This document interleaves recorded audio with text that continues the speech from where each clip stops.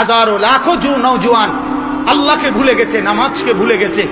কোরআনুল কারীম মুসলমানের সন্তান স্কুলে পড়ে, কলেজে পড়ে, ইউনিভার্সিটিতে পড়ে, বাংলা, অঙ্ক, ইংরেজি, পদার্থবিজ্ঞান, জীববিজ্ঞান, রসায়ন বিজ্ঞান, উচ্চতর গণিত, তথ্য যোগাযোগ প্রযুক্তি।